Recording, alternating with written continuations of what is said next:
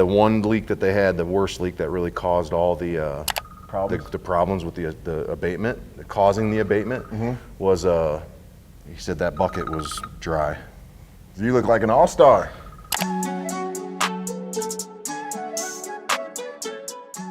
So there's a lot less water on this roof now. Yeah, absolutely. I remember that flyover shot that we took a look at. This thing, We could have gone fishing. Yeah, that's what I was saying. Could have brought a fishing pole in this one. Yeah, no, there's a lot less now, just a little bit of bird bathing, and yeah, it's looking good. They're gonna be happy. Yeah, this will evaporate off. It may take a little bit longer in single ply just because it's a very insulated project. But what we did is we eliminated that ponding water completely to exactly what you just said. A little bit of bird bathing, which on a low slope system, it's inevitable not to have it. Well, and this was one of the buildings that had the worst leak, and they just had a bunch of rain and no more leaks, so that's always good feedback. I liked how the crew, when they came in, they took the orange spray paint and painted all the low areas, and then came in and staged the foam in and really built up those areas for to promote that positive drainage. So that was good. I like seeing that. The other thing that I noticed too is they had took some of these elbowed corners and raised them up a little bit to push that water back in the direction of the foam. Yep. It's Good stuff.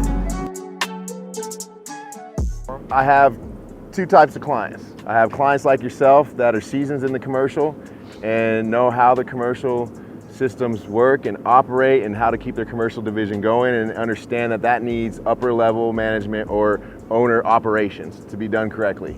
The three things that I live by, and then I'll get to the other type of client that I have, is know your client, know your craft, set your expectations. It's very difficult for a roofing contractor to set expectation when there's no owner involvement or upper level management involved during the production process. At least getting things rolling and cultivating the relationship to where they're just coming in several times throughout the project. Whenever we have guys that don't have much owner involvement, that is when you tend to have things that come up that you felt weren't discussed or mentioned. You're going back, which you're burning time on both sides, which is time is money. Well, and what I see is that there are very, very few project managers, salesmen, whatever you want to call them, and even mid-level management that are worthy of just letting them go. You just go deal with it, take care of the client, take care of the job, and it goes flawlessly. I don't know anybody out there, even some of the big guys. I know you work with Paul Reed a ton, you know, and he goes out and walks all these roofs still, and he does, I don't know, 60 million a year, and he's still out on roofs. I mean, what is that? When I know guys like that and I talk to them and I see that, it tells me that that's what I need to be doing. Yeah, absolutely. And one of the major reasons that these guys get so heavily involved is when you start operating in the multi-millions and you end up tasting some liability. True, man. You could get a taste of liability on a project like this, and not only could you have made no money, but it could have cost you money, and at some points it could be so tragic it could put a company out of business. Absolutely. So a lot of these guys get into this commercial because they've been doing residential for a little while and they're just getting rolling in it, and they kind of keep that residential mentality, which really needs to be shifted. And that's fine, that's a learning process, but you taste some liability and then you'll understand real quick why there's so much owner involvement. So I think the last thing is building the relationship and why the owner needs to be involved. The clients love seeing me.